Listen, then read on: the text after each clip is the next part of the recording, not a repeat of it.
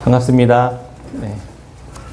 벌써 10월 13일인데 요한일서를 지금 생각해보니까 6개월 동안 하고 있었어요. 몰랐었는데 이렇게 오래됐더라고요. 근데 잘 배워가고 있는 것 같다. 우리가 언제 요한일서를 이렇게 배웁니까? 그렇죠? 요한 사도의 이야기를 통해서 하나님께서 우리에게 주시는 이 복음의 메시지들을 새롭게 들어가는 시간들로 삼고 있습니다. 그 중에서 오늘은 묵상하면서 요즘에 화요일에 거인들의 발자국이라는 책 읽으면서 우리가 리더란 무엇인가, 리더십에 대해서 또 함께 공부하고 있거든요. 배우고 있으면 저도 참 많은 것들을 배우고 또 새롭게 생각하는 시간을 삼고 있습니다. 우리는 모두 다 리더이면서 팔로워로 살아갑니다. 리더이면서 따르는 자로 살아가죠. 자녀이면서 부모니까요. 또 부모이면서 또 자녀이기도 하고, 또 회사에서는 직원이면서 또 팀장이기도 하고 부장이기도 하고, 우리 여기 또 사장님도 계시고, 리더로서 갖춰야 할 개념과 역량도 필요하지만 동시에 팔로워로서 우리가 가져야 할 태도와 자세도 되게 중요한 것이다라는 거를 되게 중요하게 배워가고 있습니다. 그래서 꼭 리더가 아니다, 난 이렇게 생각하더라도 이 리더십에 관한 이야기들은 꼭 배울 필요가 있어 보입니다. 우리 모두에게 굉장히 유용하고 공동체를 세워가는 데 있어서 또 아름답게 하나님께서 하나님의 뜻에 맞게 세워가는 데 굉장히 중요한 개념들, 또 그런 내용들을 배워가고 있습니다. 힘을 가졌다고 리더가 아닙니다. 직위에 앉아있다고 해서 리더가 아닙니다. 탁월한 실력을 가졌다고 해서 리더가 아닙니다. 그럼 리더란 뭘까? 거인들의 발자국 한옥 목사님 책에는 이렇게 얘기 나오더라고요. 배를 이끌고 목적지에 도달하게 하는 능력이 리더십이다. 이렇게 이야기하더라고요. 마치 리더십은 배의 선장과 같은 역할을 하는 사람이라고 본 것이죠. 리더십의 첫 장에서 이렇게 이야기해요. 만약 당신이 그리스도를 믿는다면 당신은 사랑하기 위해 리더가 될 것이다. 그러나 당신이 그리스도 안에 있지 않다면 당신은 리더가 되는 것을 사랑할 것이다. 하워드 버트라는 사람이 했던 말이라고 하더라고요. 리더십에는 두 가지 리더십이 있는 거라는 생각을 했습니다. 하나는 리더가 되는 것 자체를 사랑하는 그런 리더. 그래서 사람과 사랑하기 위해, 또 하나는 사람들과 그 사람을 사랑하기 위해 리더가 되는 사람. 그런 리더. 여러분들 어떤 리더가 되고 싶으십니까? 또 어떤 리더를 향해 또 살아가고 계십니까? 가정에서는 어떤 리더로 살아가고 계십니까? 똑같은 리더의 자리에는 있지만 다른 리더인 것이죠. 그래서 되게 중요한 것 같아요. 그래서 계속 화요일날 책 모임 나오시고 또 책을 읽어보시는 것도 되게 좋은 것 같습니다. 리더십의 모델 공부하는 데 있어서 자주 언급되는 리더에 대한 사례가 하나 있는데요. 노르웨이의 탐험가 아문센이라는 사람과 영국의 스콧 대령 이야기입니다. 남극의 극지를 제일 세계 최초로 이렇게 정복한 그 두 사람들이거든요. 근데 인류 최초로 남극의 극점에 깃발을 딱 꽂았는데 이 사람이 아문센이라는 사람이라고 합니다. 노르웨이 모험가였대요. 그런데 또 정확하게 한 달 정도여 뒤에 그 영국의 해군 대령이었던 그 캡틴 스캇이라는 사람이 이끄는 팀이 거기에 도달했습니다. 도달하긴 도달했는데 우여곡절 끝에 도달했는데 돌아오지 못하고 다 사망했습니다. 남극 이끄는 그 캡틴 스콧이 이끄는 영국 대령이 이끄는 그 리더십에 의해 극지방에 깃발을 꽂았는데 돌아온 게 다 사망했고, 노르웨이의 탐험가였던 아문센이라는 사람이 이끄는 그 팀은 전원 귀환했습니다. 근데 한 달 먼저 극지방에 가서 꽂아놓고 와서요. 그래도 그 영국의 대령이었던 그 캡틴 그 스캇 대령은 영국에서 굉장히 유명한 리더십의 모델로 많이 지금도 여전히 그렇게 회자되고 있다고 하더라고요. 이런 리더십, 헌신, 용기 이런 이야기들이 영화로도 나오기도 했다고 하더라고요. 근데 한편으로는 국가적 지원을 받지도 않았고 열악했던 상황에도 불구하고 이 노르웨이 탐험가였던 이 아문센이 이끄는 팀은 스캇 팀이 이끄는 그 팀보다 한 달이나 일찍 세계 최초로 남극 극점에다가 깃발을 꽂고 돌아왔습니다. 무엇이 이렇게 전혀 다른 결과를 만들었을까요? 두 리더십의 차이가, 한 팀은 전원 사망, 한 팀은 전원 귀환, 생존이라는 그런 결과를 만들어냈습니다. 왜 그랬을까요? 아문센 팀은 썰매 개를 이용했다고 해요. 썰매 개를 이용해서 그 시베리안 허스키 이런 거 있잖아요. 그런 걸 이용해서 이제 도전했고, 그 스캇 팀은 만주산 조랑말을 이용했다고 합니다. 말이라고 만주산이니까 그래도 그 추위에 되게 잘 견디는 말이었다고요. 그리고 가솔린을 이용한 썰매를 이제 준비해서 간 거죠. 재정이 이제 빵빵하게 지원되니까. 남극 추위에 말들은 다 얼어 죽었고 가솔린이 돌아가지 않아서 생으로 간 거예요. 그냥 걸어서. 그냥 용기와 힘으로. 리더의 전략에 대한 패착이었던 거죠. 상황에 대한 대응과 전략에 대한 판단 착오였습니다. 아문센 팀은요, 썰매개를 이용해서 탐험팀을 이끌었습니다. 그리고 그들은 살아남았죠. 어떻게 되느냐? 개를 한 마리씩 끌어안고 자는 거예요. 그 추위에. 그리고 그 개가 이제 하나둘씩 식량이 떨어지기 시작하면서부터는 그 개를 식량 삼아 간 겁니다. 그런데 한편 또 다른 이 영국 스코팀은 말이 타고 가다가 얼어 죽잖아요. 그럼 그냥 버리고 가는 거예요.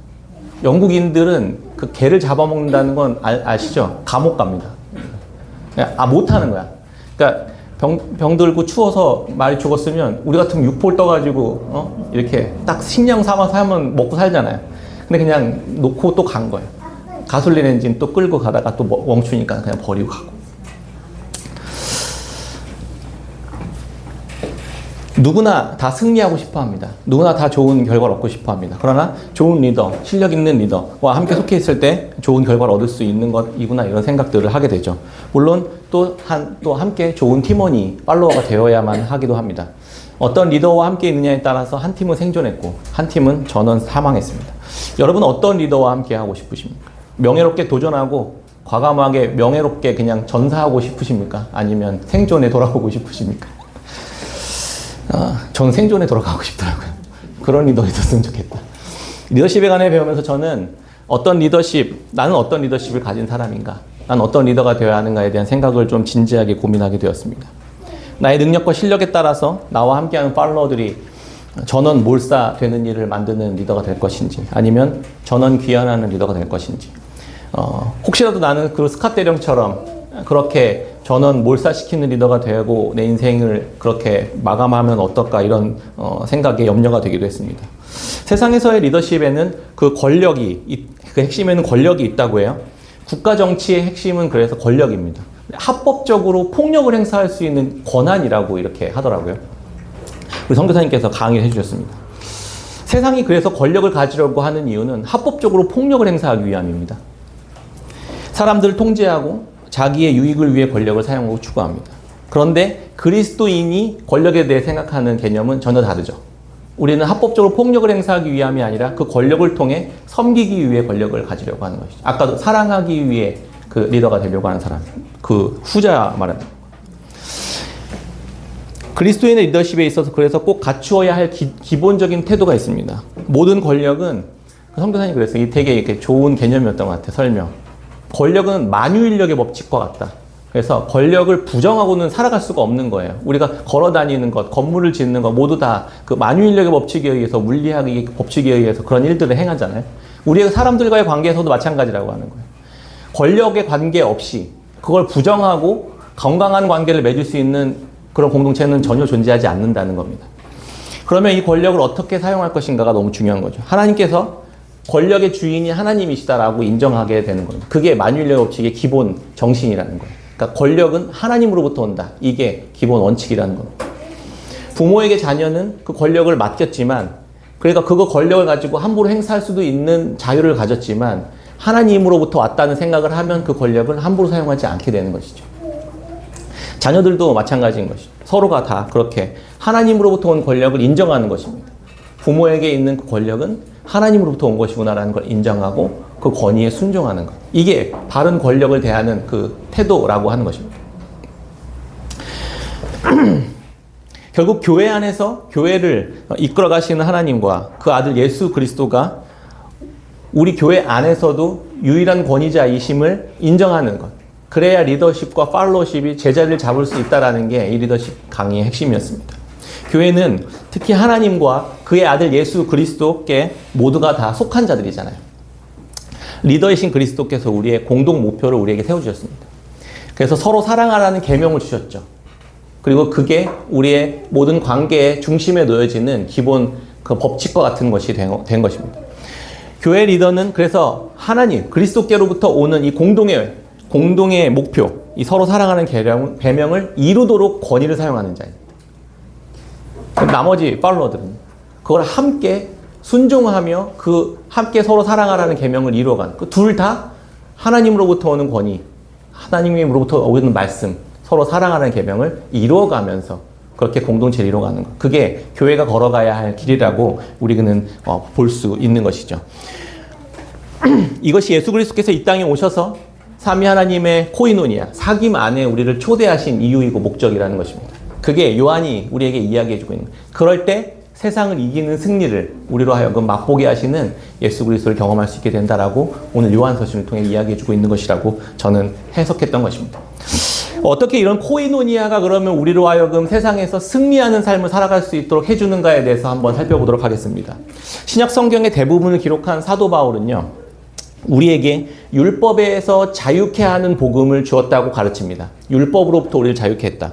복음이 뭡니까? 이렇게 물어보면요, 대부분 오직 믿음으로 구원받는 것이 복음입니다. 이 신칭이 이렇게 이야기하는 것이죠. 왜냐하면 복음의 바울에 의해 배운 이 복음에 대한 개념들이 되게 뼛속 깊이 있거든요. 바울은 율법을 잘 지켜서 구원받는다는 식의 이 신칭의 복음을 집중적으로 관심을 갖고 가르쳤습니다. 그런데 예수님의 제자인 사도들이 기록한 이 공동서신에는 이것과는 전혀 다른 방식과 관점으로 설명하는 것을 우리는 계속 배워왔죠. 우리가 이제 야고보서부터 시작해서 베드로 전후서를 다 지나서 요한서신까지 왔거든요. 다 까먹으셨죠? 저도 다 까먹어서 찾아봤습니다. 이 공동서신이라는 것 전체가 가지고 있는 주제가 있어요. 그게 뭐냐면 세상 속의 교회가 주제예요. 세상 속의 교회예요. 우리는 세상 속의 교회로 살아가는 자들이다. 이게 주제예요. 전체 주제. 예수 믿고 우리가 천국 가고 의롭게 되고 깨끗하게 되고 믿음을 구원받는다는 식의 접근이 아니라 세상과 교회, 이런 관점으로 설명하고 있다고요. 세상 속의 교회로 너희들은 보냄받은 자들이야. 그러니까 그 교회는 세상 속에서 이렇게 살아가고 이렇게 존재하는 자들이야. 이렇게 이야기해주고 있다는 거예요. 전혀 다른 느낌처럼 들리죠.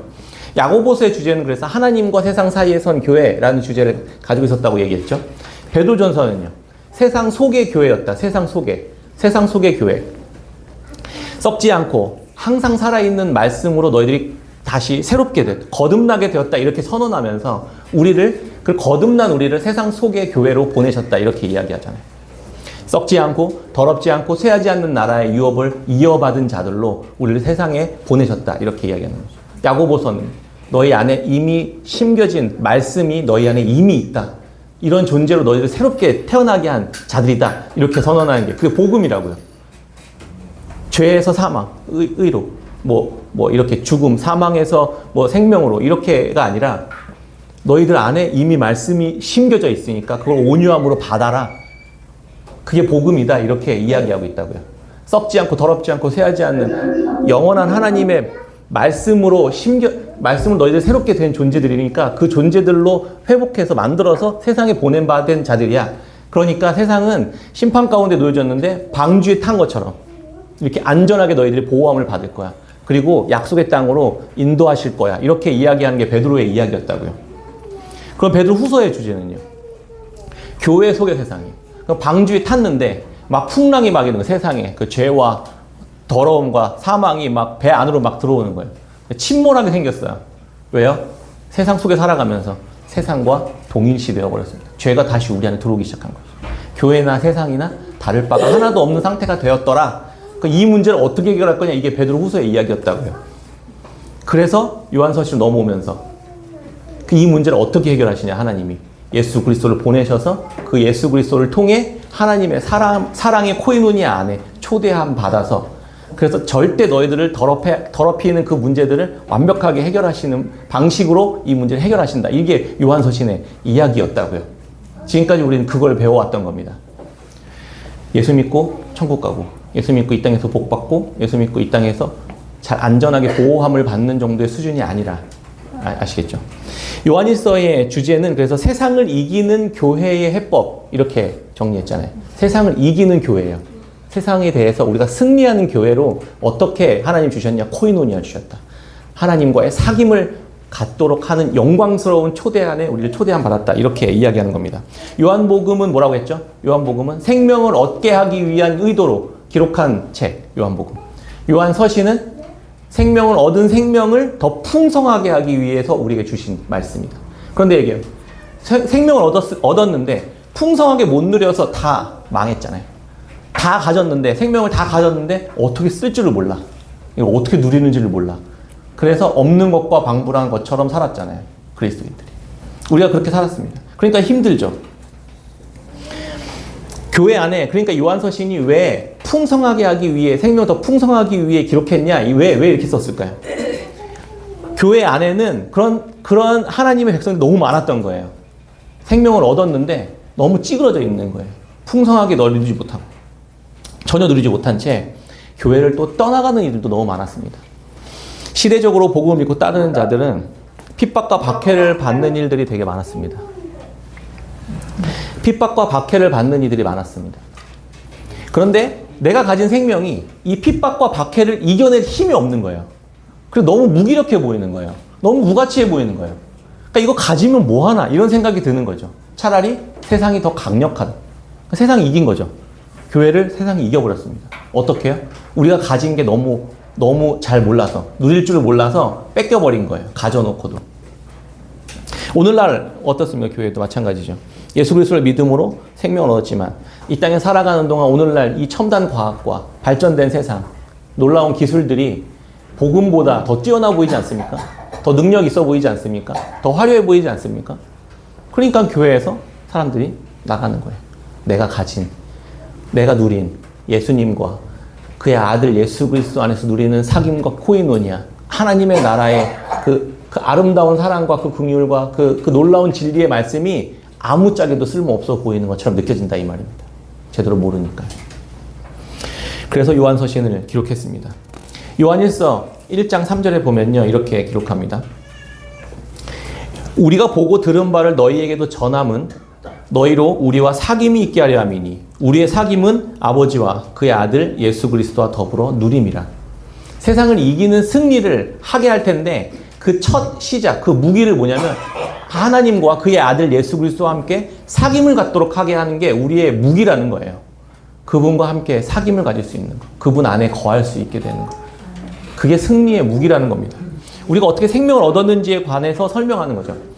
복음에 대한 내용임, 양육하다 보면 이런 질문 많이 합니다. 복음이란 뭐라고 생각하십니까? 이렇게 물어보면요. 대부분 복음은 죄와 사망의 권세 아래 살아가고 있던 우리에게 예수 그리스도를 보내셔서 십자가에 죽게 하셔서 우리가 결국 갚을 수 없는 죄의 대가를 대신 치르고 부활하셔서 의와 생명을 얻게 하셨다는 소식입니다. 이렇게 예수님이 날 대신에 죽으시고 부활하셨던 그거, 그렇게 얘기하는 것이죠. 맞는 말이에요. 그런데 사도 요한은 바울과는 전혀 다른 방식으로 지금 복음을 설명하고 있다고 했죠. 그게 1장 1절에 이렇게 하고요. 요한일서 1장 1절에. 태초부터 있는 생명의 말씀에 관하여는 우리가 들은 바요, 눈으로 본 바요, 자세히 보고 우리의 손으로 만진 바라. 이 생명이 나타내신 바 된지라. 이 영원한 생명 우리가 보았고 증언하여 너희에게 전하노니 이는 아버지와 함께 계시다가 우리에게 나타내신 바 된 이시니라. 태초부터 있는 생명의 말씀이라는 이야기부터 시작해요. 복음을 이야기하는데 전제가 뭐라고 했죠? 이미 생명을 가지고 있는 자들에게 이걸 어떻게 더 풍성히 누리게 하기 위한 목적으로 요한서시 썼는데 그 첫 시작이 태초부터 있는 생명의 말씀에 관해서 이야기해주고 있다는 겁니다. 여러분들이 가지고 있는 그 생명은 태초부터 있는 생명에 관한 말씀이라는 얘기입니다. 그 생명에 관해 여러분들 들었어요. 알고 있어요. 보았고요. 알고 계시고 만져봤어요. 그게 누구냐? 누가 봐도 예수 그리스도의 성육신을 이야기하고 있는 거잖아요. 예수님이 이 땅에 육신을 입고 오신 사건을 이야기해주고 있는, 그게 그분이 말씀이라고요. 영원 전부터 있는 생명의 말씀이신 예수 그리스도께서 아버지와 함께 계시다가 이 땅에 보이는 생명으로 인간의 몸을 입고 나타나셨습니다. 그리고 그 생명과 만나게 됐죠. 그리고 그 생명과 사귐을 갖게 되었습니다. 그분에 대해서 알고 그분에 대해서 배우고 그분이 주시는 것을 누리기 시작했습니다. 복음을 하나님과 그의 아들 예수 그리스도와의 사귐, 이 코이노니아로 참여하게 된 것이라고 요한은 이야기해주고 있는, 이게 풍성하게 누리는 첫 시작이다, 이렇게 이야기하는 겁니다. 이게 어떻게 복음이 될 수 있을까요? 이게 어떻게 풍성함이 될 수 있을까요? 우리는 아담에 의해서 하나님과 분리된 채, 단절된 채 살아가는 자들이었습니다. 아담과 하와는 선악을 알게 한 다음에 따먹었죠? 그리고 나서 하나님과의 친밀한 사귐이 끊어졌습니다. 더 이상 하나님으로부터 오는 것을 공급받을 수 없게 되었어요. 그리고 추방됐죠. 그리고 인류는 시작됐습니다. 그들은 뭘 했죠? 하나님 없이도 살아갈 수 있는 방법을 연구하기 시작했습니다. 문화를 만들고 기술을 발전시키고 경제를 개발하고. 그런데 계속 발전할수록 뭐가 돼요? 하나님과 관계없이 그들이 스스로 하나님처럼 되려고 하는 방식으로 살아가게 된다는 겁니다. 그러한 세상 속에 교회를 심으셨다고요. 그럼 그게 뭐예요? 하나님과 다시 연결될 수 있는 통로, 채널을 만들었다는 겁니다. 그게 바로 예수 그리스도께서 이 땅에 육신을 입고 오신 그 놀라운 복음의 소식이라는 거예요. 그럼 뭐예요 이게? 끊어진 하나님과의 관계가 다시 예수 그리스도 안에서 연결되었다는 겁니다. 예수 그리스도를 통해 하나님으로부터 오는 생명과 능력과 거룩과 보호와 이런 진리의 말씀이 다시 이 땅 가운데 들어오기 시작했다는 거예요. 이게 복음이에요. 침투에 들어온 거예요. 이 땅에. 하나님이 없는 이 땅에 하나님이 들어오기 시작했다고요. 그 영원하신 창조주 하나님이요. 이게 그러니까 복음인 것이죠. 이제 다시 어떻게 돼요? 예수 그리스도를 믿음으로 고백하여 그분을 받아들인 자들에게는 하나님의 생명이 흘러들어가기 시작한다는 겁니다. 하나님이 다시 드러나기 시작한다고요. 하나님이 다시 역사하시기 시작한다고요. 하나님의 생명이 여러분들 안에 다시 움트기 시작한다고요. 그게 복음이라고요. 그게 예수 그리스도를 통해서 하나님께서 하신 일이라는 겁니다. 번성하는 인류는 점점 어떻게 되죠? 야만적이고 불의하고 불법적이고 추악해집니다. 이런 세상이라는 이 코스모스, 세상이라는 뜻이거든요. 이 코스모스에 다시 하나님께서 찾아오신 사건이 그래서 성육신 사건이고 이게 복음이라는 겁니다. 하나님과의 연합, 이 연결을 통해서 하나 될 수 있게 하신 사건이 예수님께서 성육신을 한 사건입니다. 그리고 그 코이노니아 안에 믿음으로 참여한 자들, 바로 여러분들이 교회인 것이죠. 여러분들을 통해 이 땅에 하나님의 나라가 지금 드러나고 있는 겁니다. 하나님의 생명이 다시 움트고 세상 속에서 생명의 모습들이 나타나기 시작한다고요. 여러분들을 통해서, 예수 그리스도 안에서요. 그게 하나님이 우리 코이노니아 안으로 초대하신 복음이라는 겁니다. 여러분들은 그런 존재들이에요. 지금껏 그래서 요한일서 4장이 주로 세상을 떠난 하나님을 떠난 세상이 하나님을 계속 대적해서 거짓과 죄와 더러움과 어둠 상태에 놓여있다는 전제로 이야기했어요. 그러니까 그 전제로 코이노니아인 우리, 교회인 우리가 세상과 만난 거예요. 그러니까 코이노니아는 어떻게 대해야 되는지에 대한 이야기가 4장까지 이야기거든요. 그럼 5장은 무슨 이야기를 할까요? 그렇게 만났을 때 세상에서는 어떤 일이 일어나냐는 거예요. 세상에 대해 승리할 수 있게 된다. 이렇게 지금 이야기하는 게 오늘 본문의 말씀입니다. 너무 큰 이야기라서 지금 따라오고 계신가요? 따라오고 계시죠? 네. 1절부터 그래서 오늘 5장 1절부터 4절까지는요. 하나님의 아들 예수 그리스도를 통해 사귐을 갖게 된 코이노니아인 교회는 하나님을 대적하는 세상과 충돌합니다. 그리고 승리했다는 이야기를 해줘요. 이미 여러분들은 승리한 자들입니다. 이렇게요. 왜요? 코이노니아, 하나님과의 사귐 안에 있으니까요. 5절부터 9절까지는 그럼 이 승리는 그 아들이 육체로 세상에 오셨기 때문에 가능한 것인데 그거는 너무나도 증거가 확실하다 이 이야기를 하고 있어요. 너무 증거가 확실해요. 이렇게 이야기해주고 있는 거예요. 5절부터 9절까지는. 그럼 10절부터 12절까지는요.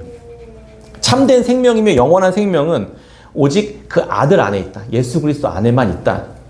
그리고 그 아들을 가진 자들의 코이노니아 안에, 여러분들 안에만 있다. 이렇게 이야기해 주는 겁니다. 그 생명은 오직 그 아들 안에 거하는 교회인 여러분 안에 있다는 거예요. 아들 안에 생명이 있고 그 아들이 여러분 안에 있으니까 여러분 안에 생명이 있다. 이렇게 이야기해 주는 것입니다. 요한일서 5장 2절부터 4절까지 한번 읽어볼까요? 요한일서 5장 2절부터 4절까지 말씀입니다. 같이 한번 읽겠습니다. 시작. 우리가 하나님을 사랑하고 그의 계명들을 지킬 때 이로써 우리가 하나님의 자녀를 사랑하는 줄을 아느니라. 하나님을 사랑하는 것은 이것이니 우리가 그의 계명들을 지키는 것이니라. 그의 계명들은 무거운 것이 아니로다. 무릇 하나님께로부터 난 자마다 세상을 이기느니라. 세상을 이기는 승리는 이것이니 우리의 믿음이니라. 아멘. 우리가 교회가 형제를 사랑하게 됨으로써 세상을 이기게 된다는 말이에요. 형제 사랑을 이루게 된다고 4절까지 이야기 계속 강조했잖아요. 그렇죠? 코이노니아 안에 있게 되면 하나님의 사랑을 받고 긍휼을 입은 자들이기 때문에 그들은 자연스럽게 형제를 사랑하게 된다는 거예요. 그럼 형제 사랑한다는 게 승리한다는 거거든요. 왜 형제 사랑이 세상에 대해서 승리하는 걸까요? 반대로 얘기하면 세상은 형제 사랑할 수 없는 곳이라는 거예요. 결코 형제를 사랑할 수 없는 곳이 세상입니다. 왜요? 자기중심적인 곳이. 하나님의 사랑이 그 안에 없으니까. 사랑이 뭔지를 모르니까. 내가 리더가 되는데 리더가 되는 것 자체를 사랑하기 때문에 형제 사랑할 수가 없는 것이죠. 거꾸로 교회는요. 사랑하기 위해 리더가 되기 때문에 형제를 사랑하게 됩니다. 그게 세상이 절대 따라할 수 없는 것이라는 거예요. 여러분들이 그러니까 세상을 이기는 승리라는 이 명사형이 니케 나이키라는 말이 거기서 나왔다고 하더라고요. 나이키, 승리의 여신. 당시 세상에서 승리란 무슨 의미냐면 전쟁을 하잖아요, 로마가. 그럼 상대를 그냥 짓밟아버리는 게 승리예요. 권력을 가지고 힘을 가지고 짓밟아버리는 게 승리예요. 그런데 지금 교회는 뭘 가르친다고요? 형제 사랑하는 게 승리다 이렇게 가르쳤다고요. 그러니까 1세기 로마 사회에서 교회는 엄청 찌그러져 있었거든요.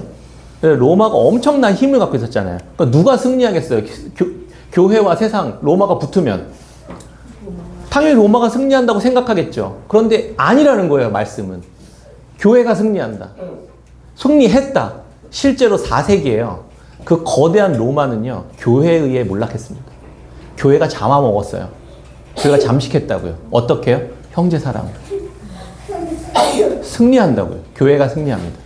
아무리 세상이 권력과 힘과 능력과 이 승리의 깃발을 흔들고 있다 하는 것처럼 보인다 하더라도 형제 사랑이 승리한다고요.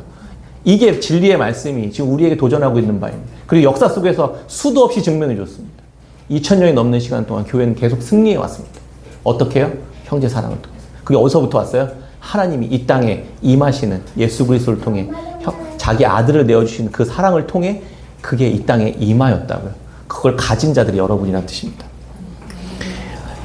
그때 당시에는 이들이 얼마나 무기력했겠습니까?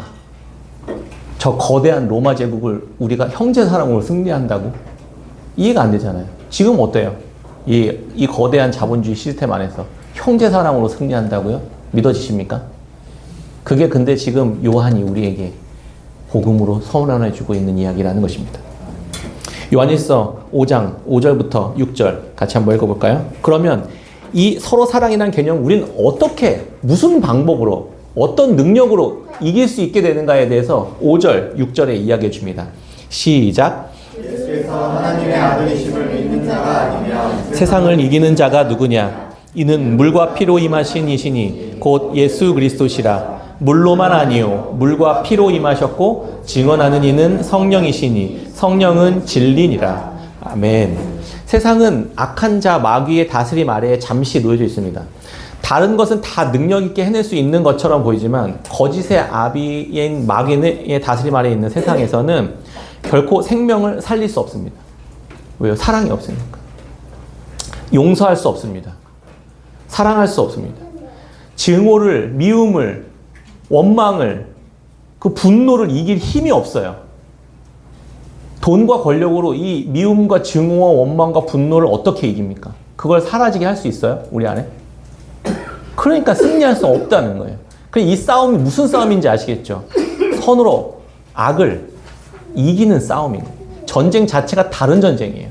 힘으로 제압하는 전쟁이 아니라 선으로 악을 이겨야만 하는 싸움이라고요. 그 싸움을 누가 승리하셨다고요? 예수 그리스도께서 승리하셨다는 겁니다. 어떤 방식으로? 물과 피와 성령으로 지금 승리하셨다 이렇게 얘기합니다. 그럼 물은 뭘까요? 물은 하나님의 아들이 육체로 이 땅에 오셔서 세례를 받는 장면을 말합니다. 물은 예수 그리스도께서 받으신 세례를 말해요. 예수님이 이 땅에 오셔서 죄인과 같이 되셨죠. 그래서 물에 들어가셔서 세례를 받으셨습니다. 우리와 동등됨을 취할 것을 여기고 하나님과 동등됨을 취할 걸 여기지 않고 죄인된 우리와 같은 모습으로 오기 위해서 세례를 받으셨다. 그리고 우리의 모든 죄를 다 짊어지고 죽으셨습니다. 그게 하나님이 보이신 그 아들의 사랑입니다. 그렇게 예수 그리스도를 통해서 사귐, 하나님과의 사귐, 코이노니아를 갖게 되었고 거기에 참여하게 되었다는 거예요. 우리를 위해 무고한 그 하나님의 아들이 죄를 다 뒤집어 쓰고 죽으셨다고요. 자신의 생명을 내어주신 사랑과 은혜를 그래서 교회는 받은 자들입니다. 피는요, 피로 오셨다는 뜻은 십자가에 죽으셨다는 것을 의미합니다. 예수 그리스도의 피는 우리 죄를 깨끗이 씻으시는 속죄의 제물 대신 예수 그리스도의 죽으심을 의미합니다. 세례와 그러니까 십자가의 죽으심은 다른 사건이지만 한 사건을 이야기하는 것이죠. 그러니까 물과 피로 오셨다는 것은 한 사건을 다르게 두 개로 설명해 준 겁니다. 그러면 성령은요? 그래서 무슨 일이 일어났어요? 거짓의 아비 마귀가 장악하는 세상에 하나님의 아들 예수 그리스도께서 오셔서 물과 피로 승리하셨죠. 사랑함으로. 죄인을 사랑하는 사랑으로 승리하셨다고요. 악을 선으로 이기셨단 말입니다. 그걸 그러면 우리에게 주셨죠. 그러면 성령은 무슨 역할을 합니까? 우리 안에 그 일들을 따라 살아가도록 하는 역할을 합니다. 그러니까 예수 그리스도께서 이기신 물과 피 그리고 성령을 통해 우리를 초대하셔서 이 세 개가 이 셋이 하나를 향해 지금 나아가고 있다 이야기하는 겁니다. 어떻게 하나를 향해 나아가죠? 이 땅에 예수 그리스도 안에서 하나님의 코에노니아, 하나님의 나라가 여러분들 안에 임하게 되었다는 걸 이야기해요. 우리가 거기에 그 영광스러운 일에 동참하게 되었다고요. 하나님의 나라가 세상 가운데 임하게 되는 일들에 우리가 동참하게 되는 일들까지 하나님이 만들어 가시는 거예요. 그러니까 하나님 다시 예수님 다시 오시 그때 새 하늘과 새 땅이 이루어질 텐데 그때 이루어지는 게 아니라 지금 이루어지도록 여러분들에게 놀라운 은혜를 축복으로 주셨다는 거예요. 그게 코이노니아에는 초대함 받은 놀라운 복음이라는 거예요. 여러분들이 지금 누리고 있어야 할, 여러분들이 지금 인식하고 있어야 할 그 어떤 세상도 다 감당할 수 있을 만큼 강력한 힘과 능력을, 그 사랑의 능력을 가지고 있다라는 것을 지금 이야기해주고 있다는 것입니다. 모르니까 못 누리고, 모르니까 지는 거예요. 이게 예수 그리스도께서, 우리 리더 되신 예수 그리스도께서 우리를 이끌어 가시는 방식이고 이미 승리하신 방식이라는 겁니다. 세상 속에 교회로 보냄받아서 하나님이신 예수께서 오셔서 이 땅에 하나님 나라가 임하고 그것은 교회라는, 코이노니아라는 모습을 통해 이 땅에서 계속 드러나게 되는 것입니다. 여러분들은 지금 그 일에 동참하고 있는 거예요. 그 일에 지금 참여하고 있고 그 일에 지금 이미 참여하고 있고 그 일을 이미 하고 계신다고요. 믿음으로요. 믿음으로. 왜? 물과 피와 성령은 하나다. 셋이 합하여 하나를 향하고 있다는 뜻이에요. 이 땅에 하나님의 나라를 이루어가고 있다고요. 예수 그리스도께서 이 땅에 오셔서 우리가 그분과 연합하여 삼위 하나님의 코이노니아 안에, 그 사귐의 안에 거하는 자들이 교회입니다. 그래서 이 교회는 단순히 사람들이 이렇게 모여 있다고 해서 되는 게 아니에요.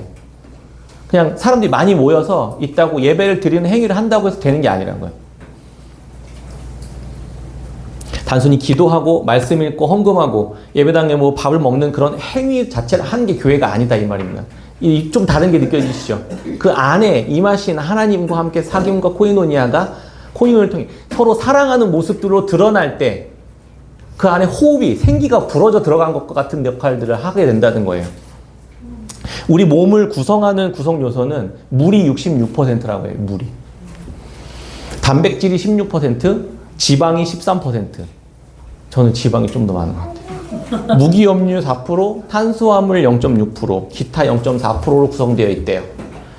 그러니까 제 몸을 다 해체하면 그냥 그거에 그냥 연합이에요. 그럼 거꾸로 그 재료만 있으면 제가 될 수 있을까요? 그 재료를 그냥 냄비에 넣고 막 흔들면 윤세범이 나옵니까? 아니잖아요. 그거 말고 무언가 더 있는 거예요. 뭐가 더 있죠? 생명이 있는 겁니다. 그 생명은 하나님으로부터 오는 거기 때문에 흉내낼 수 없는 거예요. 마찬가지죠. 교회도 단순히 사람들만 모였으면 교회가 되는 게 아니라고요. 예배를 드리는 모습만 있다고 교회가 아니라고요. 그리스도와 연합한 생명이 그 안에 흐르고 있어야 교회라고요. 그래야 하나님이 이 땅에 임하신 하나님의 나라가 그 교회를 통해 그 생명의 모습으로 드러난다고요. 물과 단백질과 이 냄비에다 다 이렇게 70kg 모아가지고 때려 넣는다고 윤세범이 아니라는 거랑 똑같다. 이해되시죠? 교회는 그런 게 아닙니다. 그냥 단순한 그 유기물들의 연합이 아니라고요. 예수 그리스도께서 자기의 생명을 주셔서 그 생명 안에 동참해서 머리 대신 그리스도와 그의 몸을 이루어가는 생명, 한 생명을 이루어가는 게 교회다 이 말입니다. 그게 우리를 더 풍성하게 합니다. 뇌는 이걸 어떻게 좀 더 설명하면 좋을까 이 고민을 하다가 어제 새벽에 주님이 그냥 몸에 대한 비유를 생각하도록 하게 하셨던 것 같아요. 사람의 몸의 구조를 통해서 교회의 구조도 생각해 볼 수 있습니다. 교회는 그리스도를 통해서 삼위 하나님 코이노니아에 참여한 하나의 생명체와 같습니다. 하나의 생명체. 교회에서 리더로서 제가 뇌 역할을 하면 다른 분들은 몸의 중요한 지체들이 되는 것이죠. 그럼 뇌는 몸의 기능을 주관하고 통제하고 다스리는 리더십을 부여받은 중요한 기관이기도 하죠. 그럼 뇌만 탁월하면 다 됩니까? 그러면 뇌가 제 기능을 못하면 식물인간이 되는 것이고, 뇌가 원래 나에게 생명을 주신 하나님의 뜻대로 바르게 인도하고 바르게 이야기하지 않으면 어떻게 되는 것이죠? 그냥 이상한 사람이 되는 겁니다. 제멋대로 사는 사람. 그게 아니잖아요. 우리는 뇌건 심장이건 다 중요한 역할들을 하잖아요. 우리 모두가 다. 한 지체가 망가지면 그 생명은 그냥 죽음에 이르게 됩니다. 각자 자기가 주어진 역할들을 충성스럽게 하죠. 그리고 그 일들을 리더처럼 감당합니다. 그리고 그 모든 그 생명들은 하나의 목적을 향해 물과 피와 성령이 이루고자 하시는 하나의 목적을 향해 함께 나아갑니다. 그게 생명이 추구하는 바예요. 그게 교회가 그리스도 안에서 하나님의 삶의 코이노니아 안에서 서로 사랑하고 섬기는 방향으로 나아가는 하나의 목적, 하나의 공동체의 목표를 향해 나아가게 되는 것입니다. 심장이 열심히 하는 이유가 뭐예요? 내가 탁월해지기 위해서? 아니요. 그 생명이 한 목적을 향해 가기 위해서. 그럼 폐가 열심히 호흡을 하는 이유가 뭐예요? 내가 없으면 너네 다 죽지. 산소 공급 안 되는데 내가 그냥 하지 말까나? 이렇게 되면 다 죽는 거예요. 그렇게 서로 유기적으로 연합되어 있는 거. 한 몸이 되어 있는 거. 그게 교회입니다. 다 그리스도 안에서. 그러면 예수님은 뭐예요? 예수님. 냉정히 말하면 예수님이 머리시죠. 교회 몸의 머리시고. 그러면 성령은요? 성령 하나님. 우리에게 한 생명이 되도록 하시는 능력인 것이고. 예수 그리스도께서 물과 피로 우리를 한 생명 되게 하시고 성령 안에서 여러 가지 지체들이 한 몸을 이루어 하나님의 아름다우신 하나님의 나라, 서로 사랑하는 그 나라를 향해 가게끔 우리를 인도하신다는 겁니다. 말씀을 맺겠습니다. 지난주에 아이폰 액정이 깨졌어요. 떨어뜨려가지고. 근데 다행히도 액정 보호 필름 10,000원짜리를 사서 껴놔서 카메라를 보호할 수 있었습니다. 10,000원으로 몇십만 원을 세이브한 것이죠. 어떻게 병원에 아버님 모시고 또 지난주에 병원 다녀왔습니다. 위해서 좀 기도해 주세요. 같이. 네. 사람들을 이렇게 보는데 세상에는 두 부류의 사람이 있는 것 같다는 생각을 했습니다. 지금 아픈 사람과 곧 아플 사람이요. 병원에 다 아픈 사람들밖에 없더라고요. 그런데 그 두 부류의 사람이 어떻게 살아가냐. 지금 아픈 사람을 곧 아플 사람이 보호하면서 살아가는 것이구나. 그런 생각을 했습니다. 건강한 청년이 막 수술을 마친 환자 침대를 이렇게 도와주면서 살아가더라고요. 머리 좋은 의사 선생님이 아픈 환자를 진료해주면서 자기의 삶을 내어주면서 살아가고 있더라고요. 곧 아플 사람, 지금 아픈 사람을 돌봐주면서 살아가는 거예요. 형제 사랑이 그렇게 되는 것 같아요. 우리의 삶은 무엇을 위해 살아가고 있습니까? 이 땅에 하나님께 나라가 임하게 되고 곧 우리는 주님이 부르시는 그 날에 임하게 될 것입니다. 그때 무엇을 가지고 있어야 영원한 나라의 생명을 영원히 누리며 살아갈 수 있을까요? 작은 액정 보호 필름 10,000원인데요. 이 보호 필름 아까워하지 마시고 사서 끼십시오. 그래야 더 비싼 걸 얻을 수 있습니다. 이 땅에서 우리가 살아갈 때 믿음, 아주 작아 보이는 예수 그리스도의 물과 피와 성령으로 이루신 그 하나님의 나라, 우리에게 주신 이 놀라운 복음을 믿음으로 취하십시오. 영원한 생명, 값으로 비교할 수 없는 그 영원한 생명을 선물로 받게 될 것입니다. 우리가 서로 사랑하는 그 삶을 지금도 살아가야 하는 이유는 엄청나게 많은 것들을 이미 받았고 이미 누리고 있고 그 안에 참여하고 있기 때문입니다. 우리가 그 사랑을 드러내는 이 땅에서 드러내는 아주 작은 모습으로 교회로 살아갈 때 세상은 그리스도를 보게 될 것입니다. 여러분들을 통해 그 작은 믿음을 통해 세상이 예수 그리스도를 알고 예수 그리스도의 사귐과 코이노니아 안으로 초대되는 이 놀라운 일들에 여러분들이 우리가 깨끗한 샘 교회가 함께 동원돼서 함께 살아가는 그런 리더십들을 발휘하는 저와 여러분들, 우리 깨끗한 샘 교회 성도님들이 다 되시기를 주의 이름으로 축원합니다. 아멘.